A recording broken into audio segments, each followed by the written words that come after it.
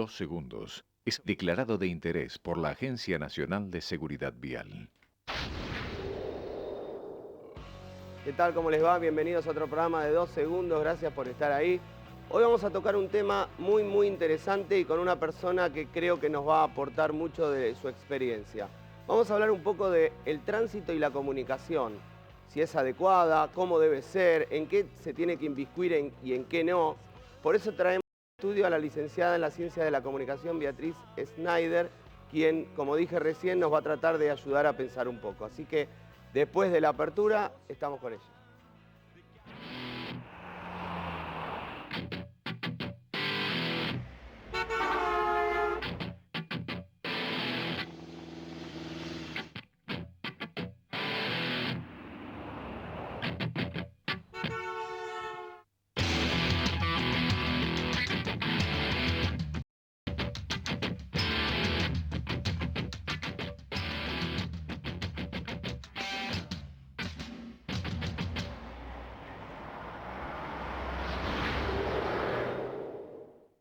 Bien, primer bloque del programa. Beatriz, gracias por venir. Okay.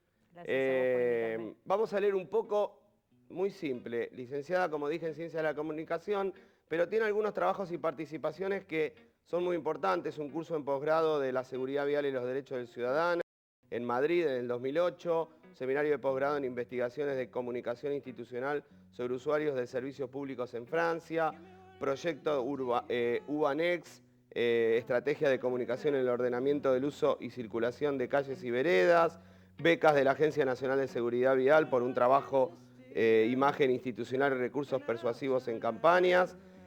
Y hay mucho más para decir, pero lo importante es, primero, cómo te involucrás después de tantos años de trabajo en lo que es el tema tránsito y seguridad vial. Mira, creo que el origen de todo es vincular como campos de preocupación que tenían que ver, por un lado, con la comunicación, por supuesto, que es mi formación central, creo que con la política también en algún lugar y también con los temas de la ciudad. Yo vengo de una formación en comunicación que piensa sobre todo el tema de la comunicación aplicada, es decir, no solamente hacer la comunicación, sino evaluar sus efectos, que es todo lo que, digamos, contempla el proceso de la comunicación. Muchas veces se piensa la comunicación solamente como esa dimensión creativa, artística de los mensajes, pero en verdad, digamos, no se trata en la comunicación, cualquiera fuese, de la comunicación en sí, sino de poder evaluar si esa comunicación es efectiva. Y a veces esa efectividad no está necesariamente vinculada a estándares de creatividad o a estándares estéticos. ¿Y qué hace falta para esa efectividad? Y hace falta investigación, es decir, la problemática, digamos, hago un paréntesis, ¿no? Yo creo que separaría la cuestión de la problemática del tránsito de la problemática de la seguridad vial. Yo también hago lo mismo. Ok. Entonces, nosotros decimos que en ese proceso, bueno, hay que estudiar todas las dimensiones intervinientes. Te decía que cuando me empecé a involucrar con este tema, entonces la pregunta era, ¿cómo hacemos para que en la ciudad, y teníamos como dos líneas de investigación, uno era el tema de la basura. Siempre estábamos como muy preocupados por esta cuestión, y te estoy hablando, digamos, de hace bastantes años, ¿no? Ahora está de moda. Ahora está de moda, pero en ese momento no lo estaba. Como no lo estaba el tema de la seguridad vial. No quiero decir que hayamos sido visionarios, creo que teníamos como esa sensibilidad, insisto, de involucrarnos en los temas. Entonces, bueno, hay que investigar, las particularidades respecto de, digamos, en nuestro caso la ciudad, qué significa el sistema del tránsito, tanto, digamos, desde las cuestiones funcionales, ¿no es cierto?, en la que no somos especialistas, pero que evidentemente influyen, que tiene que ver con la legislación, pero también con el estado del parque automotor, con el estado de las calles, con cuestiones, digamos, de ordenamiento de tránsito en términos de carga y descarga. Y después con las cosas que son más complejas, digamos, y que ya sí nos competen como cientistas sociales que somos, que es el tema de las conductas, claro, ¿no? Ahí es donde más influye la seguridad vial. Exactamente. Siempre, digamos, como con un matiz. Me acuerdo, digamos, que vos participaste de las jornadas que organizamos en la carrera de Ciencias de la Comunicación, digamos, estaba Mónica Lafitte, Sí. digamos, de los Disertante. padres, claro, disertantes de Tragedia de Santa Fe, y en el encuentro que tuvimos había sociólogos, etcétera, y Pablo Bonaldi, que es así muy inteligente y muy provocador, ¿no? Dado que nuestro encuentro se llamaba algo así como las problemáticas del tránsito, él dijo, bueno, pero en definitiva nuestro tránsito funciona, Es ¿no? verdad. Y es verdad. Fluye. Fluye, es cierto.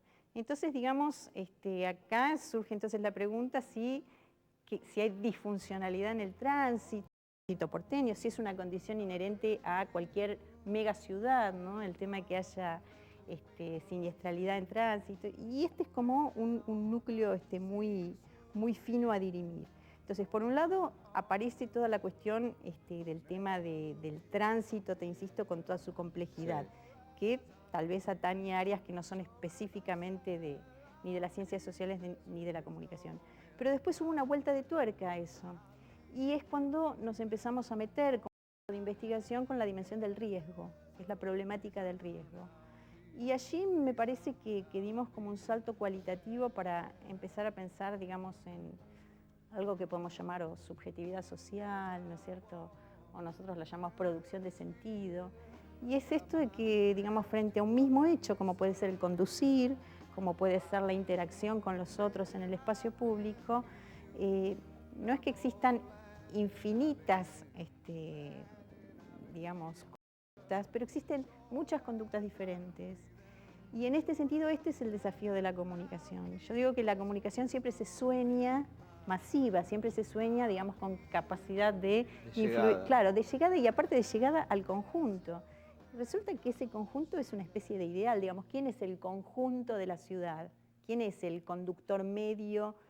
Entonces, digamos, avanzando ya digamos, en nuestra línea de reflexión, a nosotros nos aparece, por un lado, digamos, esta cuestión de que la comunicación en tránsito y cualquier comunicación, Sí. pero esta en particular, y ahora, si me permitís, te voy a explicar por qué, tiene que tener una pata muy fuerte en el lugar de las instituciones estatales. Ahora, después de una nota, porque vos creo, ¿no? Pero yo tenía una pregunta para hacerte que tiene que ver con el Estado, cómo tiene que involucrarse en esto. Okay. Vamos a ir con el director de la Agencia de Seguridad Vial, que nos va a contar todo el plan que tiene de controles para los fines de semana largos, que son bastantes este año. Dale.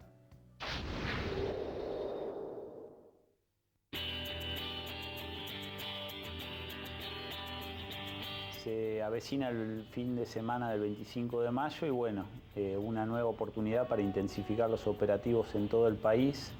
Venimos con controles permanentes en todas las rutas nacionales, pero en esta época donde la familia se vuelca hacia las rutas, hacia los puntos turísticos, aprovechando unas mini vacaciones, intensificamos los controles en 28 puntos junto con Gendarmería Nacional y las policías provinciales, haciendo lo que son los controles rutinarios de uso de cinturón, uso de casco para la moto, encendido de luces cortas, que tengan todos los elementos de seguridad y la documentación necesaria para circular. Y uno de los temas centrales es el control de velocidad, ¿no? Que es la principal causa de muerte, en conjunto con el adelantamiento indebido en nuestras rutas.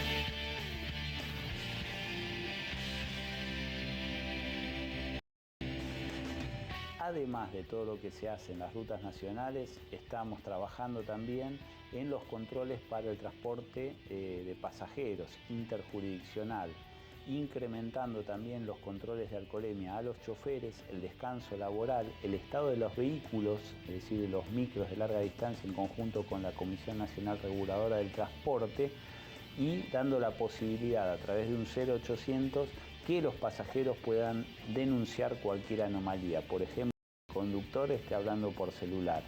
El 0800 al que tienen que dirigirse es el 0800 333 0300.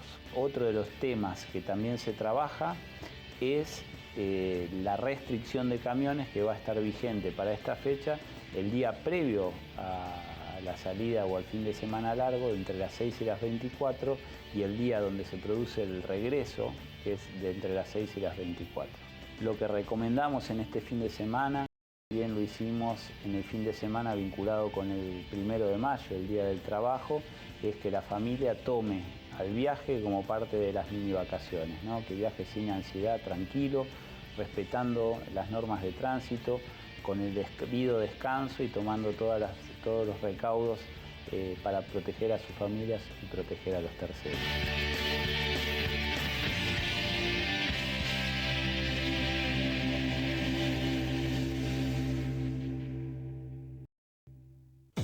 Hola, ¿qué tal? ¿Cómo va? Soy Sergio Lapehue y mi pequeño consejo humilde es, para mejorar entre todos, respetemos al prójimo, respetemos al peatón. Vos que vas en el auto, el que tiene privilegios es el que va caminando.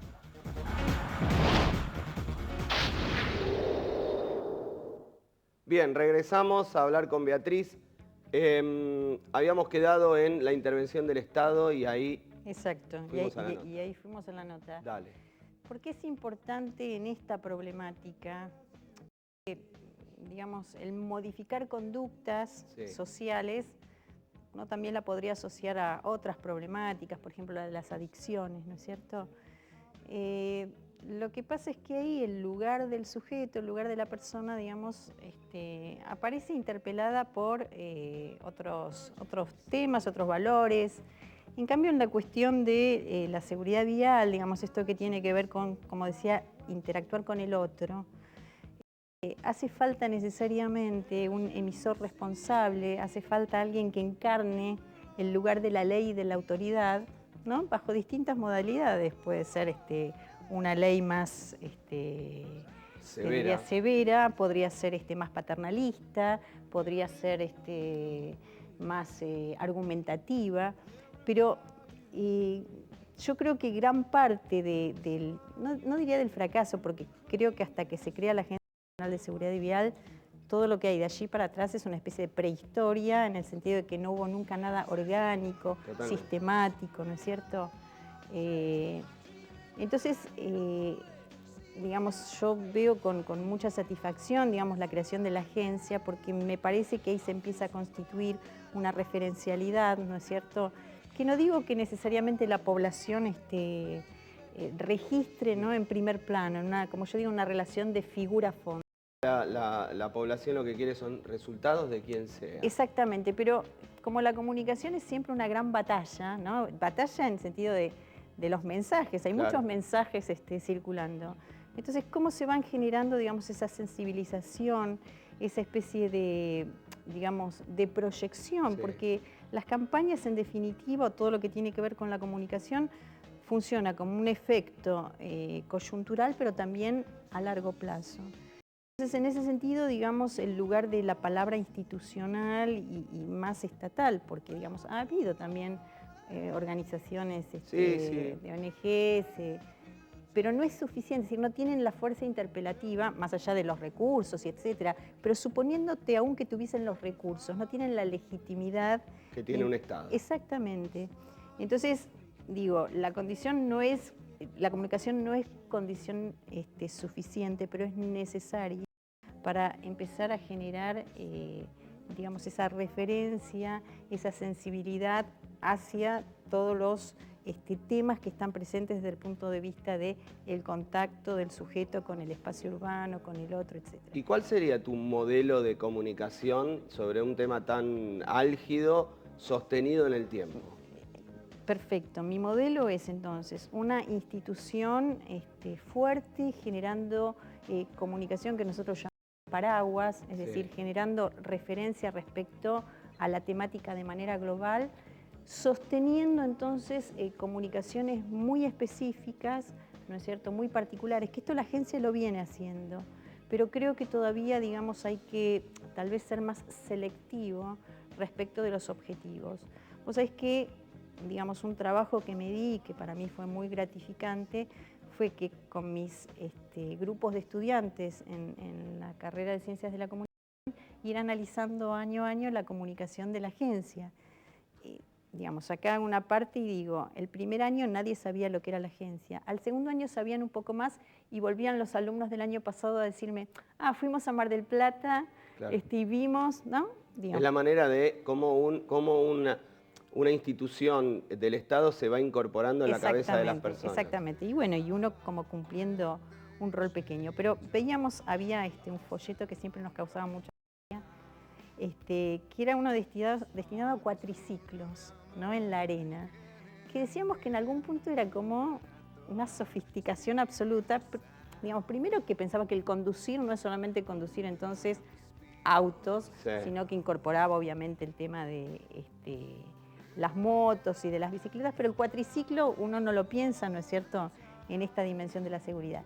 Digo, eso me parecía como muy sofisticado, porque, digamos, llegaba a públicos muy amplios, pero en términos generales, digamos, estoy pensando en ese tipo de comunicación.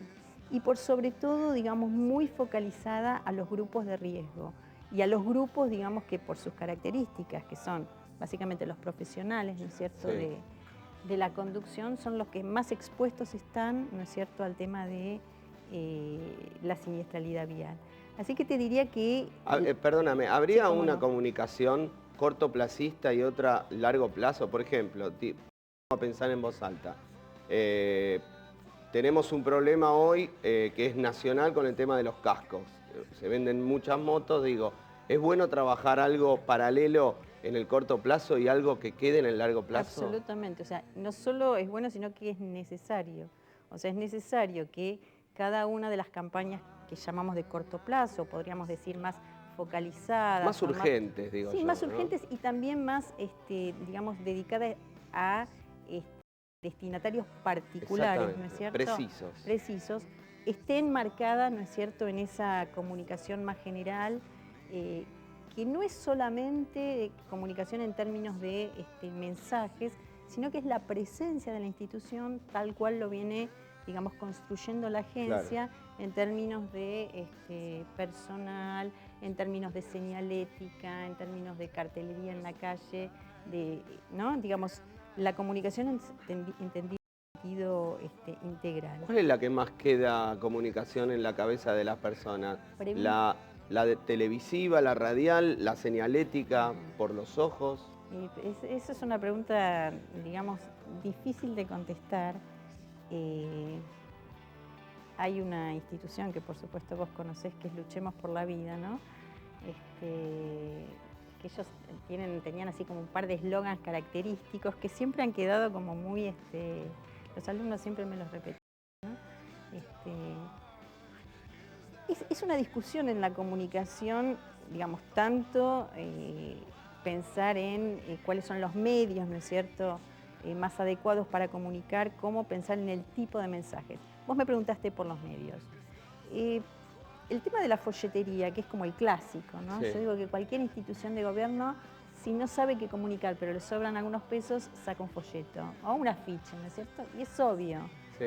Ahora, probablemente es como el soporte, ¿no?, material más... Yo no estoy muy convencido. Claro, que se descarta más rápidamente, ¿no es cierto? Todo lo que ocupe lugar y no lo leas. Absolutamente. Obviamente que la televisión, digamos, impone ahí como la fuerza, decimos, de la indicialidad, digamos, esta cosa de mostrar cuerpos, de poder mostrar la velocidad. Exacto. Y bueno, la televisión es, sin dudas, hoy todavía el medio masivo por excelencia. Pero te insisto, hay que atravesarlo siempre respecto a esto que vos decís, la coyuntura en que se transmite el mensaje, a qué público se destina. Claro. Es decir, los recursos que tiene la empresa privada, ¿no es cierto?, para pautar desde el punto de vista publicitario, bueno, yo diría que por lo menos los investigadores que estamos en la cosa pública deberíamos acercarnos a reproducir al menos esos modelos, porque te insisto, no se trata solamente de que haya mucha publicidad o mucha comunicación. Es decir, es un conjunto de cosas la que va a generar, digamos, eficacia. Y por sobre todo hay que poder después evaluarla. Totalmente. O sea, en términos generales no se evalúa, bueno, ok, antes de comunicar X y después de comunicar, eso es lo que, digamos, facilita la efectividad de una campaña. Vamos a ir una nota con una persona que hemos traído varias veces, con Vivian Perrone, que es la presidenta de Madres del Dolor. Ya pasaron 10 años desde que Eduardo Sucasián mató a su hijo en una picada La hemos traído acá para explicar que el juicio fue positivo, pero todavía Sucasián nunca fue a la cárcel. Dale.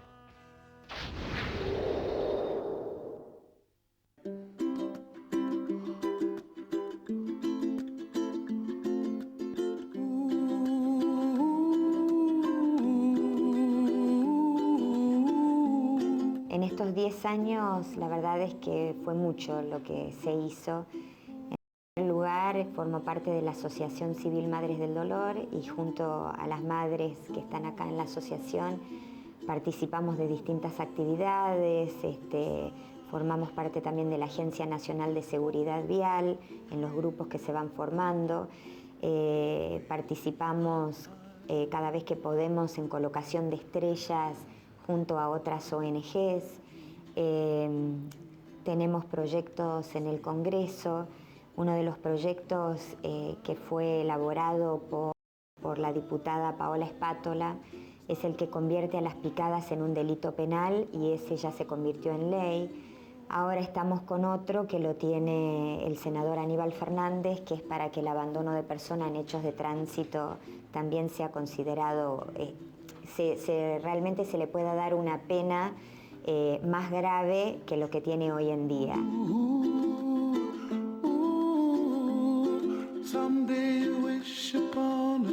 Nuestros dos objetivos principales son el de acompañamiento a familiares de víctimas, es el primero, por eso recibimos a familiares en nuestra asociación. Tenemos un equipo de trabajo formado por el señor Linares, que vienen desde el Ministerio de Justicia, que realmente apoya y acompaña los distintos casos, y después todo lo que tiene que ver con la legislación, ¿no? Así que es mucho el trabajo que se realizó, trabajamos mucho con el municipio de Vicente López y a la vez es muchísimo, lamentablemente, lo que falta. A veces una cae un poco pensando, bueno, después de 10 años, con tanto trabajo realizado, es lamentable que todavía tantas personas sigan perdiendo sus vidas en nuestras calles y en nuestras rutas.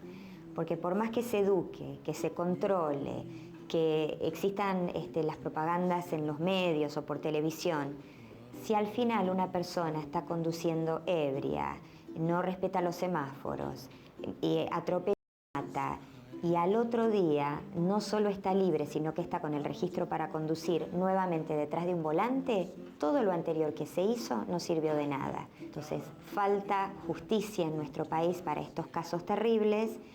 Yo diría que todavía falta mucho más control móvil por las rutas, por las calles, por la Panamericana, es poco el control que existe. Y tenemos que ver también el estado de nuestras rutas, ¿no? La mayoría de las rutas no tienen máquinas, muchas de las rutas están totalmente poseadas. Y después a partir de ahí podríamos hablar de concientizar más o no.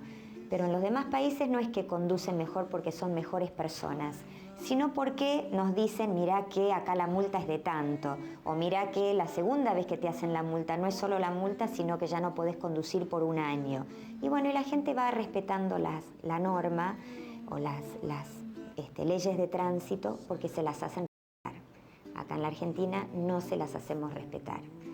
Entonces ese es el gran vacío que todavía tenemos como país.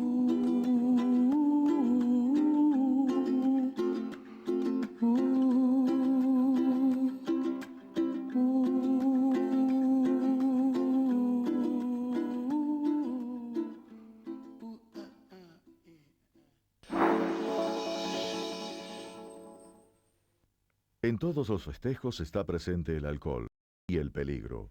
Evita la presión social para tomar bebidas alcohólicas si decidiste no hacerlo. La cantidad apropiada de alcohol si vas a conducir es 0. Evita hacer trayectos largos entre las 2 y las 7 de la mañana. Recordá que remedios caseros como la ducha fría, el café cargado o las aspirinas no disminuyen los efectos del alcohol. Y aún sin consumir alcohol, debemos sortear los problemas que pueden ocasionar otros conductores ebrios. Si es posible, trata de pasar la noche en el lugar de la fiesta. Si ves o sabes algo, llama al 911. La seguridad la hacemos entre todos.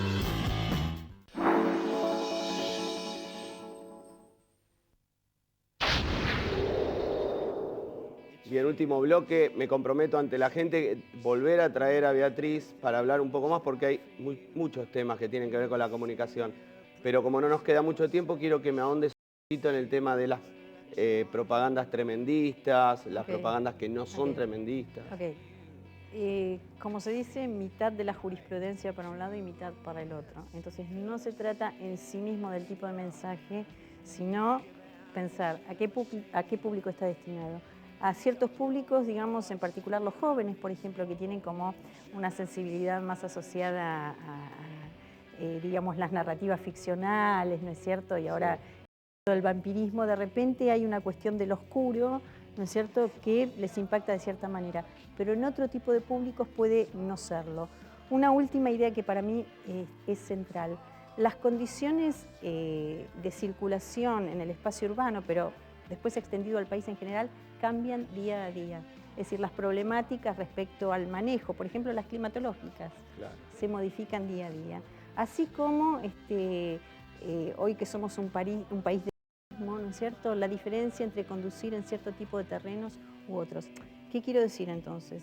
Tenemos como la tarea de ser muy específicos, muy orientados desde el punto de vista de todas las problemáticas que surgen referidas al tránsito y de los públicos. Atender en particular al público joven, me parece que se están haciendo cosas, pero faltan hacer muchas más cosas respecto a los que recién se inician en el manejo y sobre todo, digamos, mi preocupación por el tema de los conductores profesionales. Yo sé que los sindicatos, camioneros, taxis, etcétera, trabajan en cuestiones de educación, pero allí tenemos como el público objetivo, ¿no es cierto?, que necesita ser educado. Y bueno, sostener el vínculo entre la universidad y las instituciones del Estado, digamos, para generar sinergia, investigación, recursos.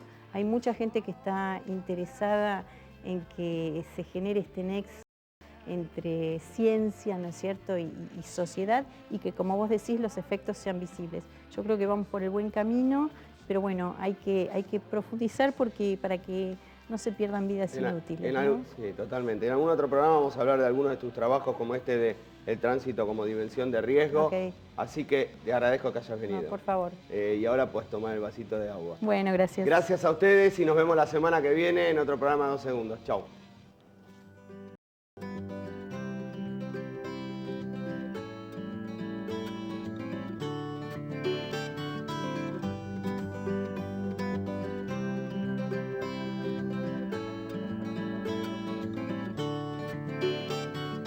¿Cuál es tu pena? Caminas como la reina en la colmena. ¿Cuál es tu pena? Si cortaste con sal tibia tus cadenas.